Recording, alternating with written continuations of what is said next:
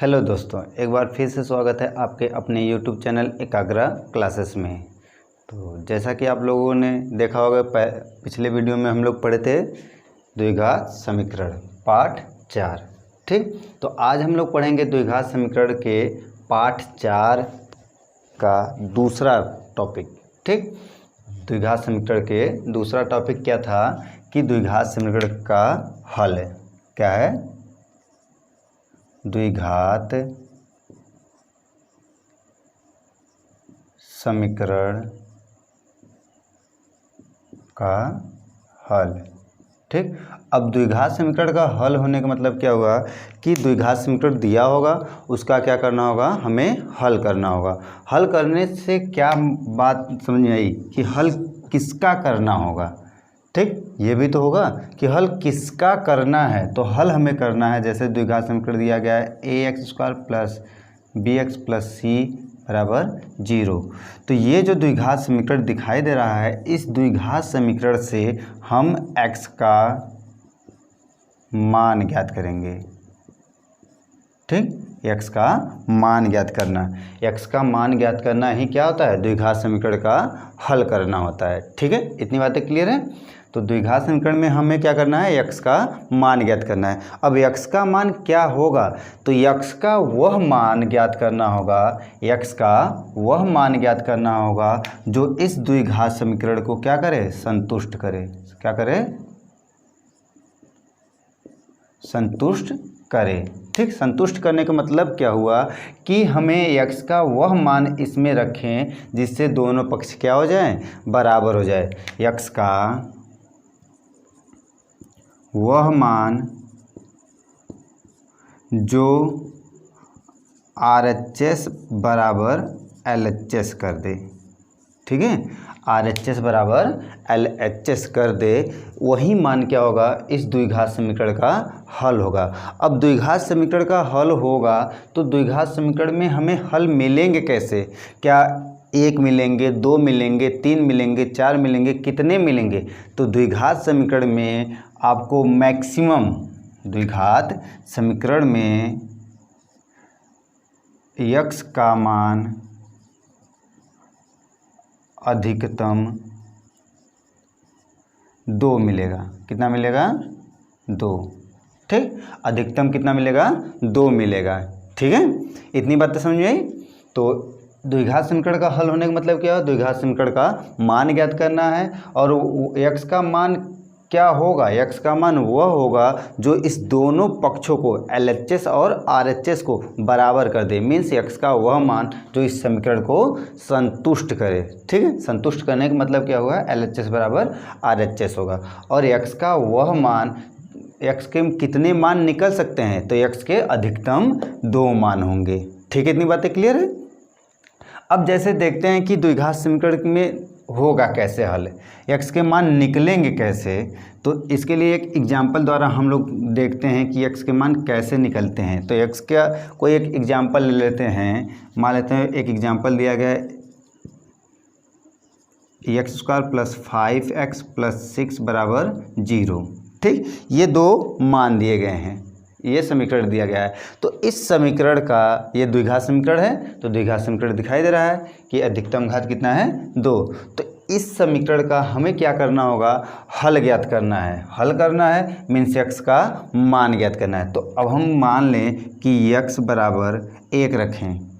ठीक, x बराबर 1 रखते हैं तो क्या मिलेगा, 1 का स्क्वायर प्लस 5 × 1 प्लस 6 बराबर 0। तो 1 प्लस 5 प्लस 6 बराबर 0।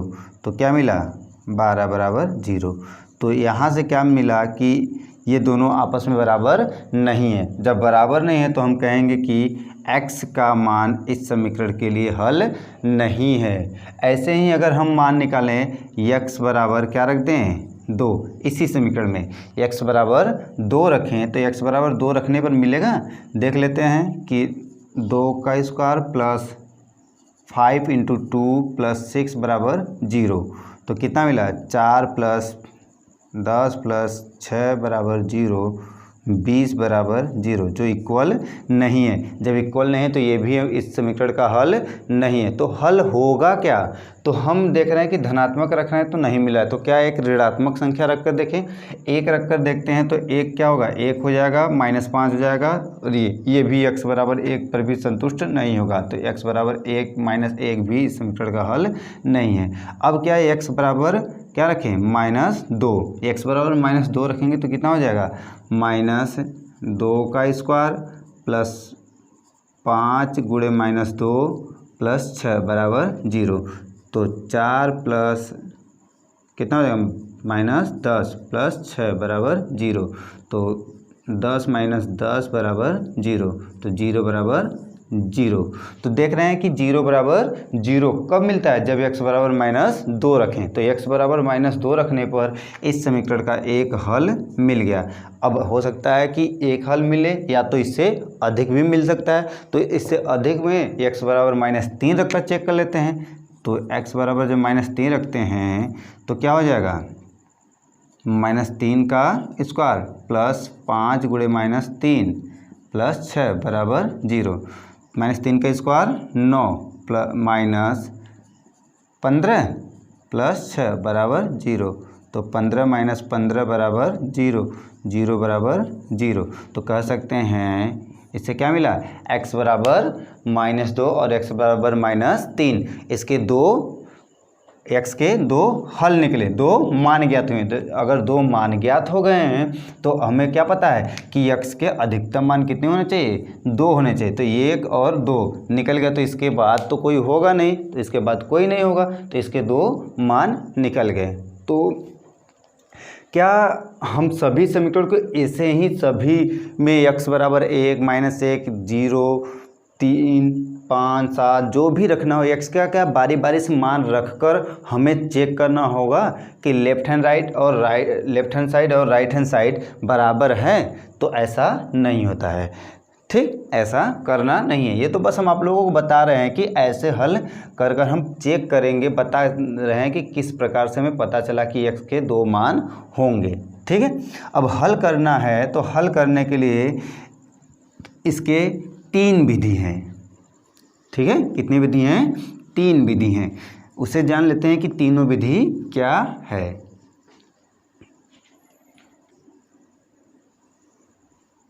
तो द्विघात समीकरण के हल करने की विधियां, ठीक। तो द्विघात समीकरण के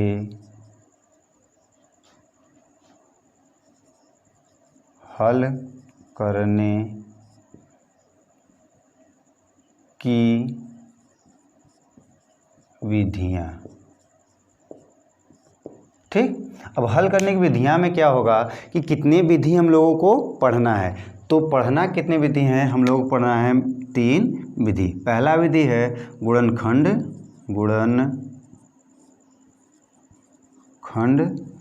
विधि, ठीक, गुणनखंड विधि।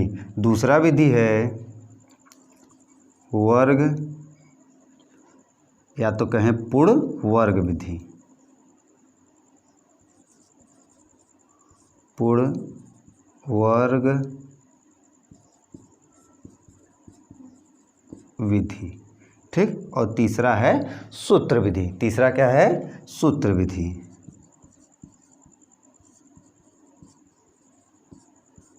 ठीक। ये पढ़ना है आप लोगों को 4.2 में, ये पढ़ना है 4.3 में, और ये पढ़ना है 4.4 में, ठीक है। तो अभी हम लोगों को क्या पढ़ना है, 4.2। तो 4.2 में हमें क्या पढ़ना है, गुणनखंड विधि द्वारा, ठीक है। तो हम लोग स्टार्ट करते हैं गुणनखंड विधि द्वारा हम लोग कैसे इसको हल करेंगे।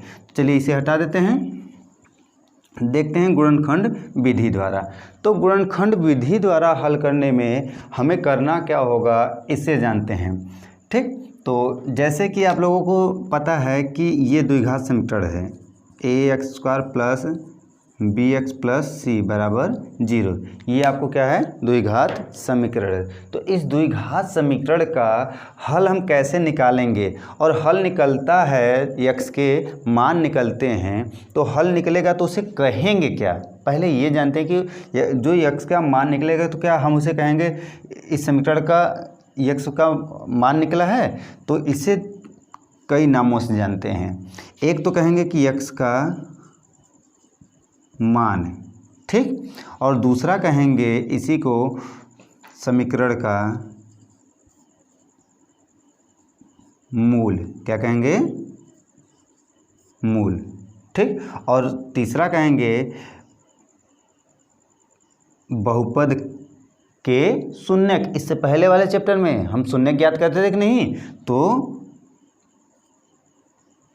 बहुपद के शून्यक, ठीक, बहुपद के शून्यक। इतने नामों से जानते हैं। हमें मेनली पूछा जाता है कि मूल, ठीक, समीकरण के मूल ज्ञात कीजिए, ठीक। यहाँ से भी 2 मान मिलेंगे, यहाँ से भी 2 मान मिलेंगे, और यहाँ से भी 2 मान मिलते हैं, ठीक है। इतनी बातें क्लियर हैं। अगर समझ में आए तो नोट करिएगा।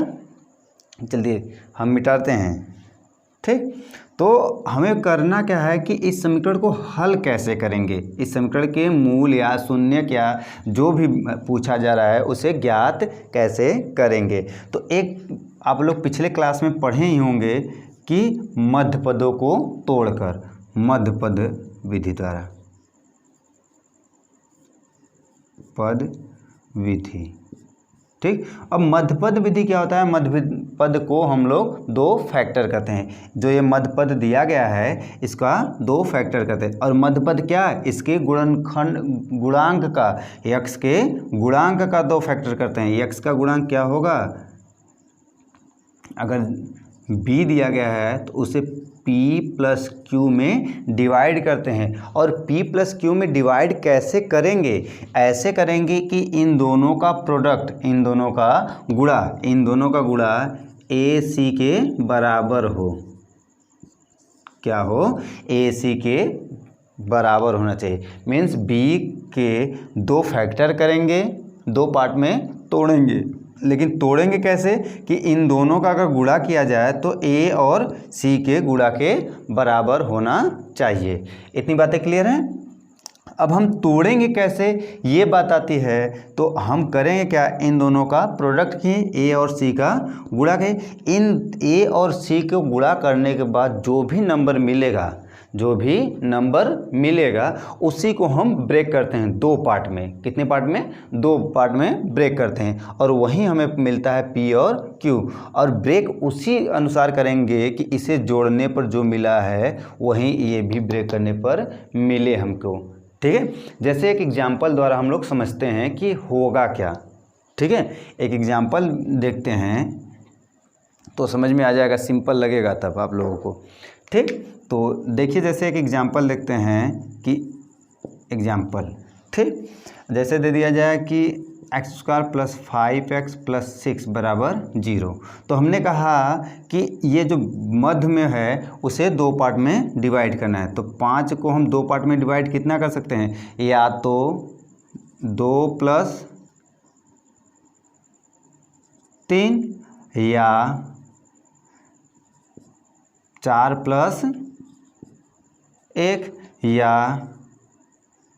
6 माइनस 1, ठीक, इन्हीं में ब्रेक कर सकते हैं। तो इतने में तो ब्रेक किया जा सकता है, लेकिन हमसे कहा क्या है कि क्या इसका a और c का, तो a क्या है 1 और c क्या है 6, इन दोनों का प्रोडक्ट क्या मिला 6। तो देखिए इसमें से किसका गुणा करने पर 6 मिलेगा, वो भी क्या धनात्मक मिलना चाहिए। देखिए इसमें धनात्मक मिल रहा है कि नहीं, तो धनात्मक मिलना चाहिए। तो देख लेते हैं, क्या 2 गुणे 3 करने पर 6 तो मिल रहा है, ये भी धनात्मक है और ये भी धनात्मक है। तो इन दोनों में तो टूट सकता है, क्या आगे भी कोई ऐसा है, तो 4 गुणे 1 बराबर 4। तो ये तो होगा नहीं, क्योंकि हमें इसका गुणा करने पर 6 मिलना चाहिए। यहाँ क्या मिला है? 4 मिला है। इसका गुणा करके देखें तो 6 गुणे -1 -6, यहाँ पर तो 6 मिला, लेकिन ये धनात्मक में था और ये किस में है? ऋणात्मक में है। तो इसका सही तरीके से देखा जाए तो सिर्फ यही मैच कर रहा है। तो इसका फैक्टर कितना क्या हो सकता है? 2 और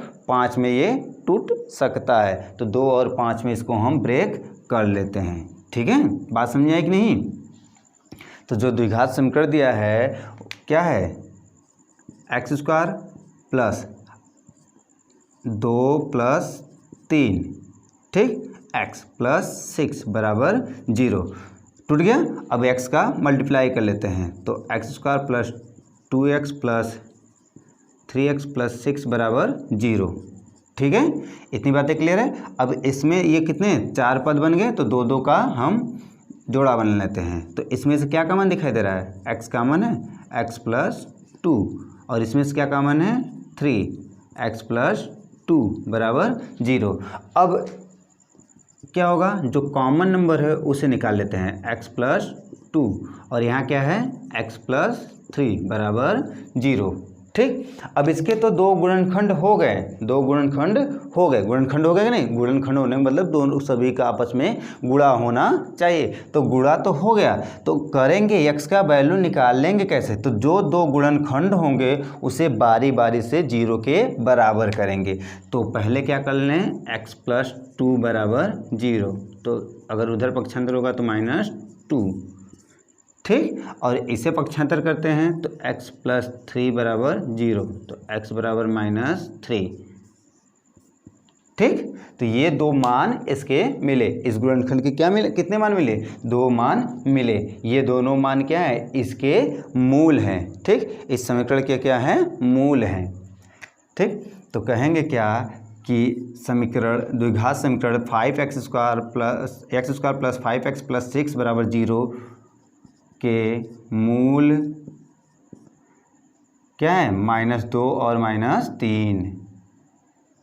ठीक, के मूल क्या है? -2 और -3 है। ठीक, बात समझ आई कि नहीं कि कैसे हमें हल करना है, कैसे मध्यपदों को तोड़ना है। ठीक है, इतनी बातें क्लियर हैं। अब देखिए, इसका अगर सिंपल सा कहें कि अगर ये द्विघात समीकरण के हल हैं तो ये तो एक इसमें x² भी दिखाई दे रहा है, x भी दिखाई दे रहा है, कांस्टेंट वैल्यू भी दिखाई दे रहा है। ठीक, अगर ये ही आपको इसे हटा दें, हल कर लीजिए, लिख लीजिएगा। ठीक, तो आगे देखते हैं कि क्या कर रहा है कि अगर आपको प्योर द्विघात समीकरण मिले, कैसा मिले? शुद्ध द्विघात समीकरण मिले। तो शुद्ध द्विघात समीकरण क्या होता है? अगर आप लोगों को शुद्ध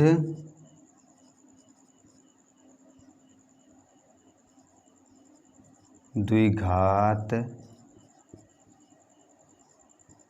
समीकरण मिले तो शुद्ध द्विघात समीकरण कैसा होगा? ax² बराबर ax² प्लस c बराबर 0। ठीक है, ax² प्लस c बराबर 0, ये शुद्ध द्विघात समीकरण है।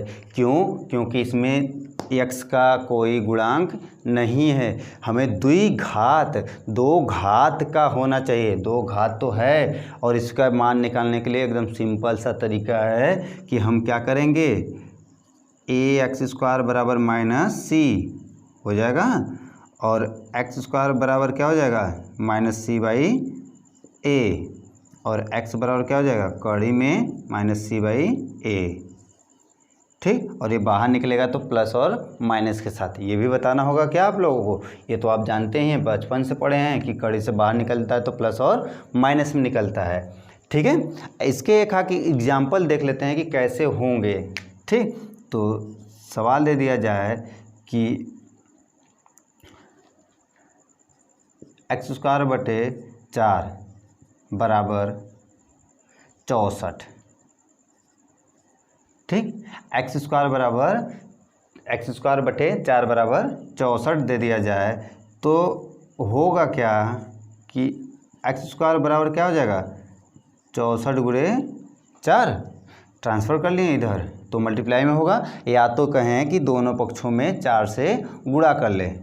क्या करें, दोनों पक्षों में, चलिए लिख कर दिखा देते हैं कि करें क्या, दोनों पक्षों में 4 से गुणा करने पर, ठीक, 4 से गुणा कर लेते हैं। तो 4 से गुणा करेंगे तो क्या होगा, x² बटा 4 गुणे 4 बराबर 64 गुणे 4 है, कट गया। तो क्या मिला, x² बराबर 64 गुणे 4। अब इसे लिखेंगे क्या, x² बराबर क्या हो जाएगा,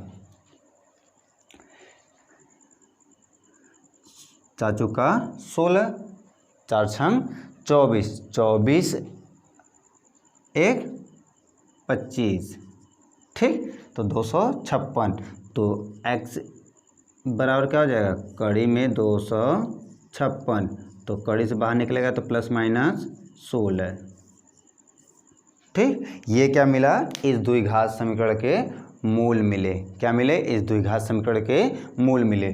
तो शुद्ध द्विघात समीकरण समझा, ठीक है।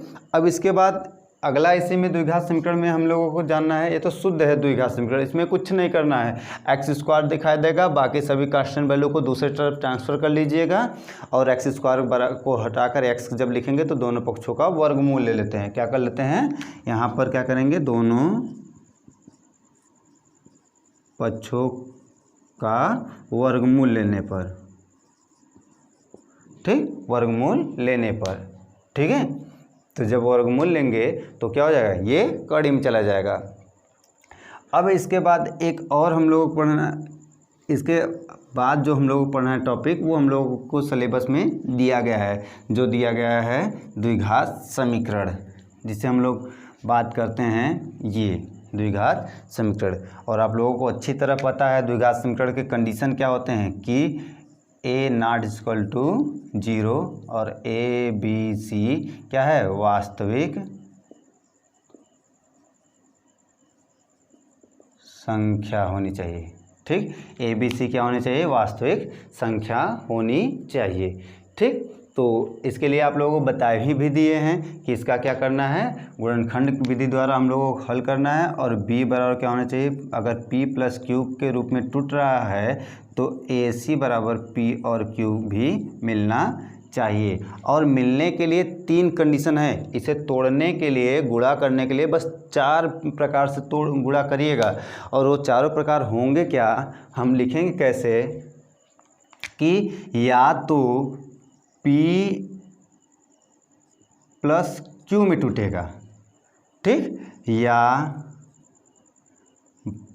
p - q में टूटेगा, या -p + q में टूटेगा, या -p - q में। इन्हीं चारों में हमें तोड़ना होगा, याद रखिएगा। इसी 4 प्रकार के फैक्टर होते हैं, या तो दोनों प्लस होंगे, या तो दोनों माइनस होंगे, या तो एक प्लस दूसरा माइनस, पहला, या तो पहला प्लस दूसरा पहला माइनस और दूसरा प्लस, या तो पहला प्लस दूसरा माइनस होगा। इसी चारों में हम b को फैक्टर करते हैं। ये जो b दिया गया है आप लोगों को, इसी b को हम इसी 4 प्रकार के फैक्टर में डिवाइड करते हैं। और इन दोनों का जब मल्टीप्लाई करेंगे, इन सभी का जब आपस में मल्टीप्लाई करेंगे तो a और c के बराबर होना चाहिए, ठीक है। चलिए एक और एग्जाम्पल द्वारा हम इसको समझते हैं, ठीक है। तो चलिए देखते हैं एक और एग्जाम्पल क्या है। चलिए देखते हैं कि एग्जाम्पल जैसे दे दिया जाए x² बराबर 11x - 28, ठीक। x² बराबर क्या दिया है, 11x - 28 दिया गया है। तो अब इसे हल कैसे करेंगे, तो पहले तो इसे हम द्विघात समीकरण के एक स्टैंडर्ड फॉर्म में कन्वर्ट करेंगे। स्टैंडर्ड फॉर्म मीन्स इसके एक जनरल जो तरीका होता है, द्विघात समीकरण का जो जनरल रूप होता है उस रूप में हम बदलेंगे। तो जनरल रूप क्या होता है कि सभी पक्ष को एक साइड करके दूसरे पक्ष को 0 करना होगा। तो ये इधर आएगा तो 11x + 28 बराबर 0। अब क्या करना है, इस 11 कैसा दिखाई दे रहा है, यहाँ प्लस है और यहाँ क्या है माइनस, तो -11 को हमको पी प्लस क्यू में डिवाइड करना है, पी प्लस क्यू में डिवाइड करना है। अब डिवाइड कैसे तोड़ना है, दो पदों में तोड़ना है, और तोड़ेंगे कैसे, यहाँ क्या है 1 और यहाँ क्या है 28, तो 1 गुणे 28 बराबर क्या मिलना चाहिए 28। मीन्स इस 28 को दो भाग में तोड़ेंगे तो P और Q बनेगा, और ये P और Q ऐसा बनना चाहिए कि गुणा करे तो क्या मिलना चाहिए, गुणा करे तो कैसा मिलना चाहिए धनात्मक, और जोड़े या घटाए तो क्या मिलना चाहिए हमेशा -11 मिलना चाहिए। तो 28 को तोड़ते हैं, तो 28 को देखिए तोड़ने का सिंपल सा तरीका, उसका लॉसर ले लीजिएगा 28, ठीक। अब 28 का जब लॉसर लेंगे तो होगा क्या कि 2 क्या मिलेगा 1 4 2 7 1, तो 2 दूनी 4, 4 में 7 जोड़ेंगे तो 7 4 11 हो रहा है। तो ये अगर ये 4 होगा ये 7 होगा तो 28 तो मिलेगा, लेकिन माइनस नहीं मिलेगा अगर दोनों प्लस में होंगे। एक माइनस करेंगे तो घटेगा, अगर दोनों माइनस होंगे तो जुड़ेगा, हो सकता है कि नहीं। अगर ये दोनों प्लस होंगे तो 28 तो होगा गुणा करने पर, जोड़ने पर भी 11 होगा, लेकिन -11 हमको चाहिए, मिल पाएगा नहीं। अगर क्या इन दोनों को अगर माइनस करते हैं तो जोड़ेंगे तो -11 मिलेगा, गुणा करेंगे तो +28 मिलेगा। मीन्स अगर हम कह सकते हैं अब P का मान क्या मिला है 4 प्लस Q का मान 7 -7, तो P और Q में टूट गया 11, तो लिखेंगे क्या कि x² minus 4x minus 7x plus 28 बराबर 0। तो यहाँ से क्या कॉमन दिखाई दे रहा है x, क्या हो जाएगा x² में से x कॉमन होगा तो x बचा, और यहाँ 4, अगर यहाँ से -7 कॉमन कर लें तो x माइनस 4 बराबर 0, ठीक। अब दोनों ब्रैकेट में क्या कॉमन दिखाई दे रहा है x माइनस 4, और बचा क्या x माइनस 7 बराबर 0, ठीक है। इतने बात समझें। तो दोनों का गुणनखंड मिल गया कि नहीं, दो गुणनखंड मिले। अब ये दोनों जब दो गुणनखंड मिल जाते हैं तो हम कहते क्या है कि दोनों गुणनखंड को बारी बारी से 0 के बराबर करते हैं। तो बारी बारी से 0 के बराबर कर लेते हैं, तो x माइनस 4 बराबर 0, तो x बराबर क्या मिल गया 4, ठीक। अब यदि हम कहें कि x माइनस 7 बराबर 0 होगा तो x बराबर क्या मिलेगा 7, ठीक। तो ये इसके दो मान मिले, इस समीकरण के कितने मान मिले, दो मान मिले। क्या क्या मिला ये 4 और 7, ठीक है। तो इतनी बातें क्लियर हैं, तो नोट कर लीजिए।